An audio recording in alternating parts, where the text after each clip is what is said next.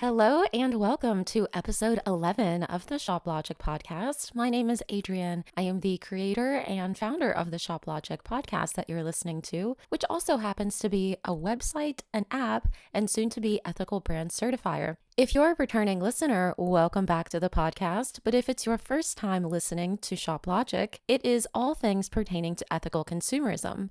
It is your source to learn how what we buy affects you, others, animals, and the planet. I answer all of your questions about the things we shop for. So together we can learn how to buy better, read labels, and be aware of how our purchases impact our health, the environment, animals, and laborers. On today's agenda, I will be discussing the theme of Earth Day. Of course, reduce, reuse, recycle, transportation, sustainable installations around the house, carbon and water footprints, zero waste, community cleanup, and the kids' book I wrote called I Do My Share Because I Care. April just happens to be Earth Month, and April 22nd is Earth Day. Without further ado, let's get right into our first topic, reduce, reuse, and recycle. A common theme we've heard throughout grade school and is obviously closely associated with Earth Day. First of all, reducing consumption is the most powerful step. Reducing means buying and using less to begin with. Question every purchase. Ask yourself, do you really need it, or is this an impulse or marketing-driven purchase? Choose quality over quantity. I have had to learn this the hard way so many times, and that's because durable goods last longer and reduce waste over time. So just because something is on sale or a good deal or super affordable and a cheap price, you might be jeopardizing the quality, in which case it's probably not going to last as long and you're going to have to buy that item over and over again. So choosing better quality in the first place really does pay off. The next tip is to avoid single-use items. Think reusable bags, bottles, and containers. Support ethical companies. Look for brands that prioritize fair labor, sustainability, and transparency. And cut down on packaging. Buy in bulk or choose minimal compostable packaging. Here is some ethical insight. Overconsumption drives resource extraction, pollution, and labor exploitation. So reducing demand directly lowers that pressure. On to reuse. Extend product life. Reusing keeps items in circulation longer, reducing the need for new production. Repair instead of replace. So fix your clothing, electronics, and furniture whenever possible. Buy secondhand. Go shop at thrift stores. Resale apps and community swaps reduce demand for new goods. Repurpose creatively. Turn jars into storage and old clothes into rags. Share and borrow. Tools, books, and even clothing can be shared within communities. I know, for instance, a lot of local libraries offer a borrowing system for things you would be very surprised about, including tools, not just books. Reusing challenges the throwaway culture and respects labor and resources already invested in a product. And lastly, recycling. It's the last resort, but it is still important. Recycling processes materials so they can be used again, but it does require energy and systems that aren't always perfect. Know your local rules.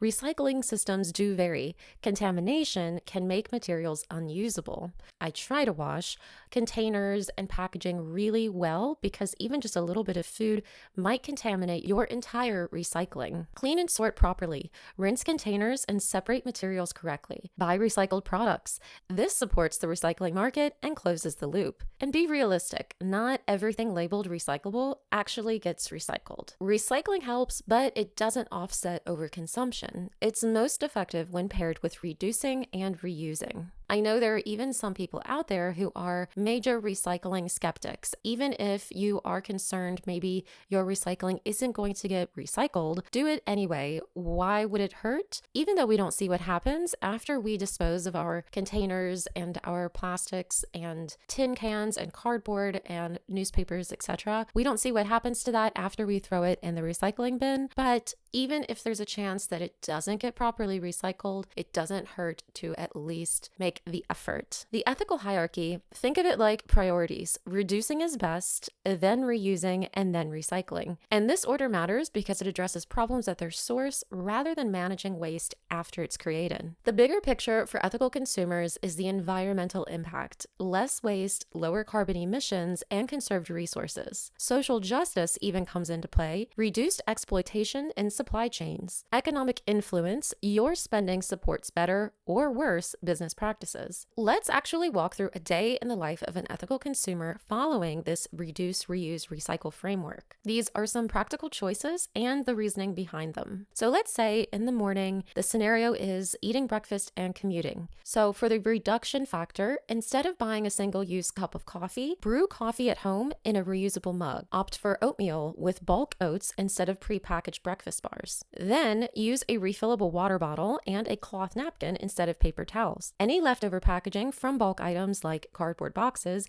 is cleaned and placed in the proper recycling bin. And the impact here is lowering waste, reducing packaging, and there's less energy spent producing single-use items. Midday. The scenario is shopping and running errands. Only buy items that you truly need, so no impulse buys. Prioritize essentials or high-quality products that last longer. Bring reusable bags for groceries and use a secondhand bag for other purchases. Any packaging that must be bought, like canned goods for instance, is sorted properly for recycling. The ethical impact here is less material is extracted from the earth, and spending supports sustainable businesses instead of fast fashion or disposable products. Let's move on to lunch. Pack your lunch in a reducible container instead of buying prepackaged meals. I know like those salad kits, for instance, are super convenient and pretty affordable, but there is so much single-use plastics used in that packaging. Use utensils and containers that you already own. Compost leftover food scraps, if you're able to, instead of throwing them in the trash. And the ethical impact here is you are reducing landfill waste and supporting sustainable food systems. And let's move on to the evening. The scenario is home maintenance and leisure. Check what you have before buying new tools or clothes and avoid unnecessary consumption. Old jars are repurposed as storage, and worn out clothing is sorted to be donated or turned into cleaning rags. Electronics that are no longer usable are taken to certified e-waste recycling facilities rather than tossed in the regular trash. The ethical impact here is you are extending product life and keeping harmful materials out of landfills. An ethical consumer does not need to be perfect. You're going to prioritize reducing first, reusing second, and recycling last, making small everyday decisions that collectively have a big environmental and social impact. Over time, these habits influence both the market and community norms. Let's move on to transportation. Electric vehicles, or EVs, have become so popular these days, and it's a great thing to see, but there are some factors pertaining to electric vehicles that maybe you haven't considered pertaining to sustainability and the environment. So the pros of EVs is that there's zero tailpipe emissions, which reduces urban air pollution. They can be powered by renewable energy like solar, wind, and hydropower, further reducing your carbon footprint, and often more energy efficient than internal combustion engines. The cons, however, would be that battery production does have environmental impacts, including mining for lithium, cobalt, and nickel. Electricity source does matter. If the grid is coal heavy, emissions are higher. I used to work at Tesla, actually, in 2013. That's 13 years ago. Oh my gosh. And I was a salesperson for electric vehicles, the Tesla Model S at that time. And I do know a lot of people did have concerns about the battery production, but I can confidently say with all of the information I gained with that job that at the end of the day, it is still better than the internal combustion engine and your traditional fossil fuel driven car. Another important factor is it depends on what state you live in. So some states run mostly on hydropower. I believe it was the state of Washington, if I'm not mistaken, is mainly driven by hydropower electric, whereas the state where I come from in Kentucky is sadly coal driven. So if you just plug your car into the wall, the normal grid system, you might actually be doing more harm than good. That's why a lot of electric vehicle drivers have solar panels, so it's a win-win. They're charging for free or for greatly reduced cost, and they're also generating their own electric. Choose EVs from manufacturers committed to sustainable sourcing and battery recycling programs. Hybrid vehicles. Pros would be that they combine gasoline engines with electric motors, reducing fuel consumption and emissions compared to traditional cars. They're also often cheaper than a fully electric vehicle, making them more accessible. But the cons here are that hybrids still rely partly on fossil fuels, and battery production issues remain, though smaller than full EVs. Use hybrids as a transitional step if a full electric vehicle isn't feasible or too expensive, especially for longer commutes. I currently drive drive a Toyota Prius, and it's a newer one. I really love it, and I get about 50 miles to the gallon. So it's great for long trips. I don't have to really plan it out in the way that I would an electric vehicle for like a supercharging station. To me, it feels like a win-win. It is a shame that I still have to fuel up with gas, although I would love to have a fully electric vehicle. It is out of my budget at this point in time, and I'm very satisfied with driving a hybrid at the moment. So I definitely recommend one or the other. All cars these days should either be fully electric or hybrids. There's no reason anymore to have a fully internal combustion engine that runs completely on gas. To me, it just feels like a missed opportunity to get great gas mileage. Next is public transit. Pros would be that mass transit, in other words, buses, trains, subways, drastically reduces per person emissions. It encourages urban planning that reduces car dependency. But the cons is that it can be less convenient in a rural or low density area, and the infrastructure quality varies widely. From having lived in Europe, for instance, it was so easy to take the train everywhere, or the bus, or the tram, or walking, or biking. It was just so convenient, so cheap, so easy, and like an overall really good experience, especially having lived in Germany. Everything is super punctual, so you know exactly down to the minute when the bus or the train, subway, etc. is going to arrive. But here in the US, I have tried taking the bus, for instance, which is pretty much the only means of public transit many cities have, and it is never dependable. It is super late. Yeah, it's very affordable, but like if you have to get from point A to point B, I found it very frustrating, which is a shame because I would absolutely use public transit if it were more accessible and more punctual here in the United States. It really just depends on where you live for that one. Next would be active transportation, walking and biking. Obviously zero emissions, improves personal health and community well-being, and reduces traffic congestion. The cons, you're limited by distance, weather, and infrastructure safety. So it's great to advocate for bike lanes and pedestrian-friendly streets and safe urban design. However, it really depends on your lifestyle and again, where exactly you live. Carpooling and ride sharing. The pros would be that it reduces emissions per passenger, cuts down traffic congestion and parking demand, but the cons would be that it depends on others' schedules, which are sometimes inconvenient. Use platforms with low carbon or electric fleets, and you can coordinate regular carpools with coworkers especially or your neighbors. To summarize, the tips are prioritize low impact modes first, walk, bike, and take transit if possible, then use EVs or hybrids strategically.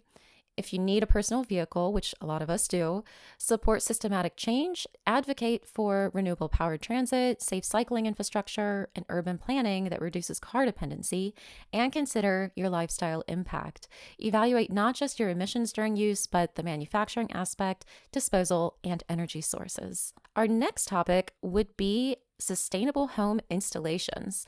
I'm going to talk about solar panels, rain catchers, and sustainable installations around the house for the ethical consumer. This is for those who want their choices to be environmentally friendly, energy efficient, and socially responsible. First, we've got solar panels, harnessing the sun. Solar panels convert sunlight into electricity, reducing reliance on fossil fuels. The benefits here would be renewable energy reduces your household carbon footprint. Financial savings. You can cut out your electricity bills, sometimes dramatically. Energy independence. This is especially valuable in regions with unstable grids. Sustainability considerations would be material sourcing.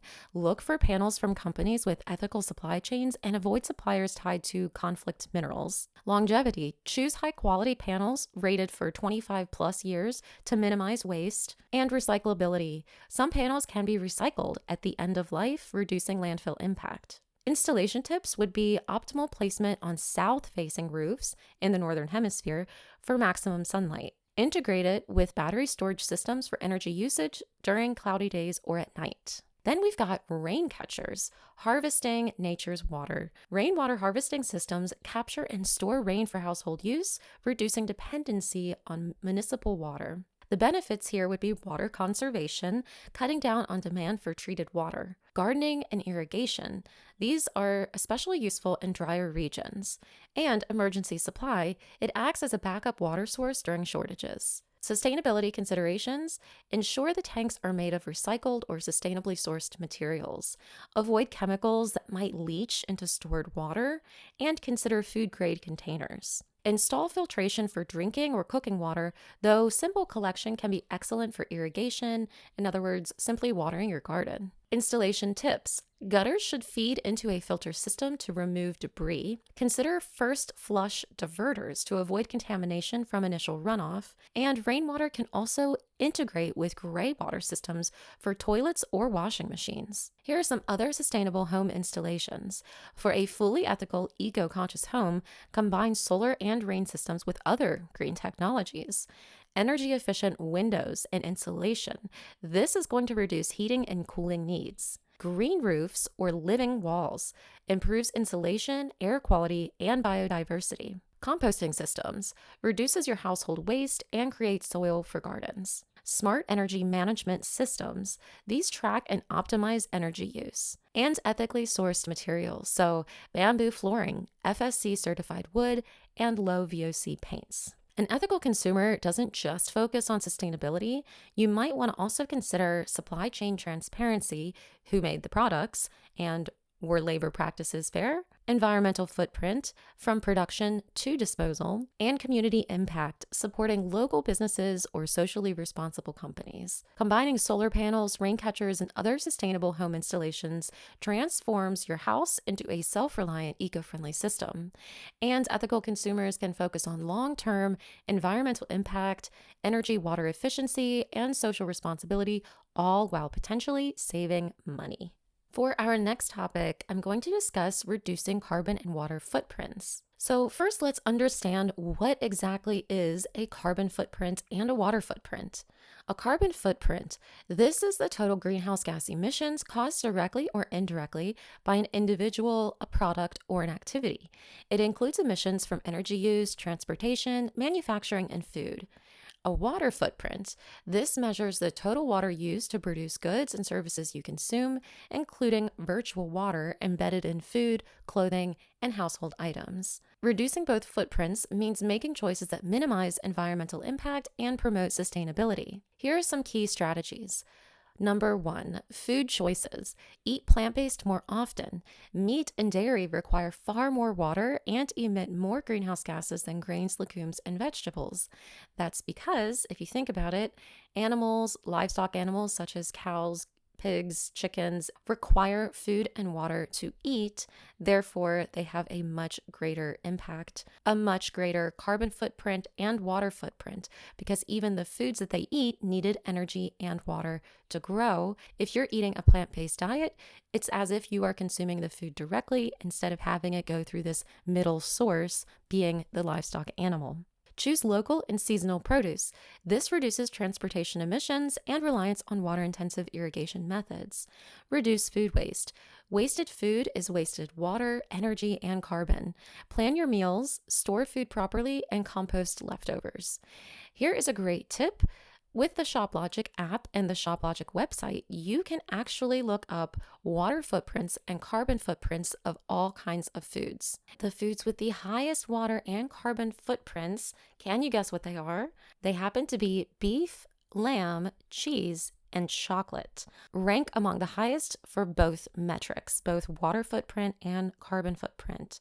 Coffee, nuts, and certain oil crops have significant water footprints as well. The highest carbon footprints or greenhouse gas emissions are going to be from the following foods: beef, lamb, cheese and dairy, and farmed shrimp. The highest water footprints are going to be chocolate, beef, nuts, almonds, walnuts, cashews, coffee, and goat meat and cheese. Meat, dairy, and eggs generally require significantly more water and energy than plant foods. Also, highly processed foods and packaged snacks often have higher footprints. Coffee and cocoa have high footprints too, largely due to intensive agricultural practices. Moving on to clothing and fashion. Buy sustainably. Prefer natural fibers like organic cotton, hemp, linen. Those use less water than conventional cotton. Slow fashion. Buy fewer, higher quality items and repair instead of replace. Fast fashion is highly water and carbon intensive. Secondhand shopping. This extends the life of garments, reducing the demand for new production. Also, on the ShopLogic app and website, you can search for different fabrics and materials and get a good idea of how they fare in terms of sustainability. Next up, number 3, we've got transportation. Use public transit, cycle, or walk. Each reduces personal carbon emissions. Consider electric vehicles, as we've already discussed, and travel consciously. So minimize your flights when possible, and consider train travel or carbon offset programs. It just depends. Some of these things are not going to be for everyone. It just depends on your lifestyle, where you're located, and how realistic it actually is. Number 4, household choices. Energy efficiency. Switch to LED bulbs, energy efficient appliances, and renewable energy whenever possible. Water saving devices. These are low flow taps, dual flush toilets, and mindful water use. They all reduce your water footprint. And conscious consumption. Reduce, reuse, recycle to cut down on embedded carbon and water in manufactured goods. Look for certifications like Fair Trade, Rainforest Alliance, and Organic. This is going to indicate sustainable production practices. And support companies with transparent sustainability reports, which encourages industry-wide accountability. Collective small decisions like choosing plant-based foods, buying sustainable clothing, reducing energy use, all of these can significantly reduce global carbon and water footprints. The key is intentional consumption, buying less, choosing better, using wisely. Everyone questions how much of a difference would I really make as an individual, but the answer is a huge difference. Here are some zero waste ideas. Zero waste is all about minimizing what we send to landfills and making conscious choices as consumers.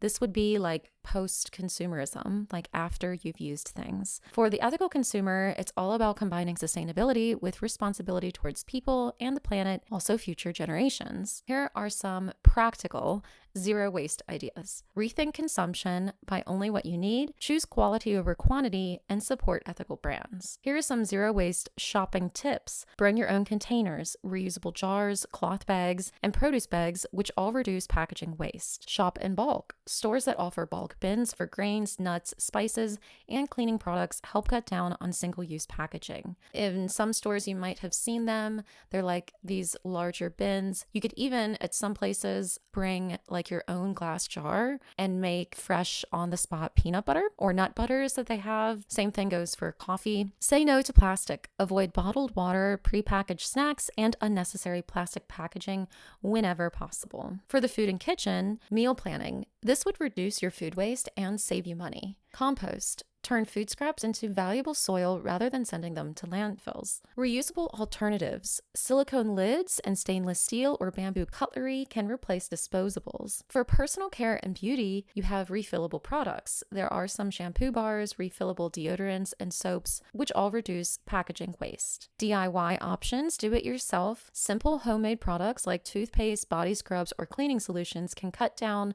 on single-use plastic and harmful chemicals. Sustainable grooming tools. Bamboo toothbrushes, safety razors, and washable cotton pads are eco-friendly alternatives. For clothing and fashion, buy secondhand at thrift stores, vintage shops, online resale platforms. Choose natural fibers like organic cotton, hemp, and linen. These are biodegradable and generally less polluting. Repair and upcycle. Fix tears, re-dye, or repurpose old clothes instead of discarding them. For your home and lifestyle, you have some minimalist cleaning products. Use multi-purpose cleaners in concentrated forms. Upcycling. Secondhand furniture and decor. This is reducing waste and avoiding unnecessary new production. Energy conscious living. Reducing energy usage indirectly reduces waste from resource extraction and pollution. Engagement and education. Community swaps. You can swap clothes, books, toys, tools. You can share them as well instead of discarding them. Advocate for change, support legislation and companies that promote sustainability, teach and inspire. Sharing zero waste strategies spreads ethical consumption habits. And the last topic for this Earth Day episode would be community cleanup. What is a community cleanup? A community cleanup is a collective effort where local residents, businesses, and organizations come together to remove litter, recycle waste, and improve public spaces. This can include parks, streets, riversides, beaches, or urban neighborhoods. It aligns with the values of responsibility, sustainability, and social impact.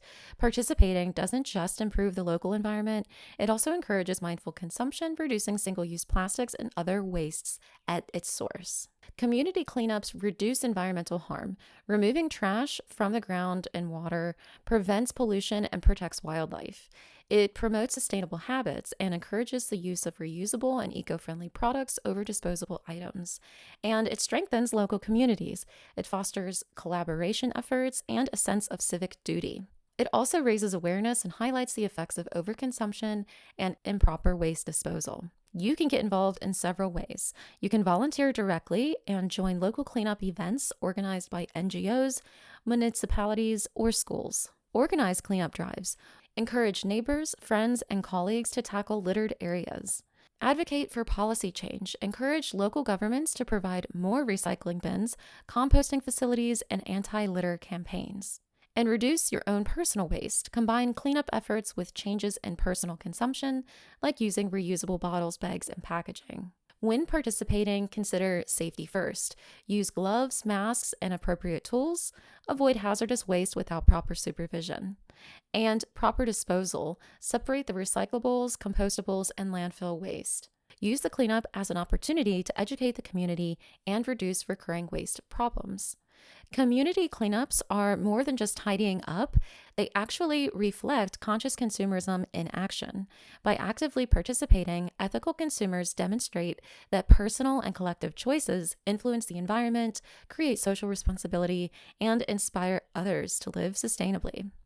Before I sign off on today's episode about Earth Day, I will share with you a kid's book that I wrote and illustrated.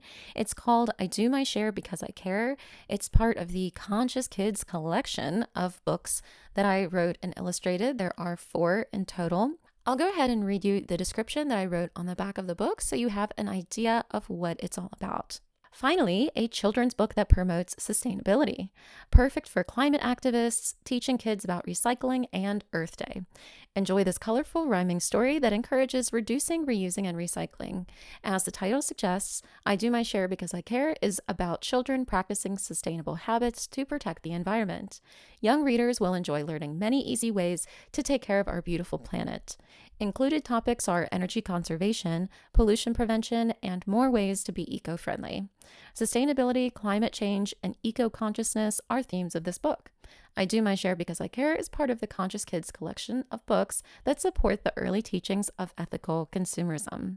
And you can go ahead and Google it. It will pop up. It's available on Amazon, and the paperback book is $10.99. Not very much. You can actually even preview it for free. I believe it's on YouTube, and you can also read it for free with Kindle Unlimited or download the ebook. It's also available in some local libraries, so you could check that out as well. Thank you so much for joining me on today's episode all about Earth Day, which is April 22nd. But remember, April is actually Earth Month, technically. And as they all say, Earth Day is every day. So we do what we can. We try our best with our sustainability efforts. Little efforts do go a long way.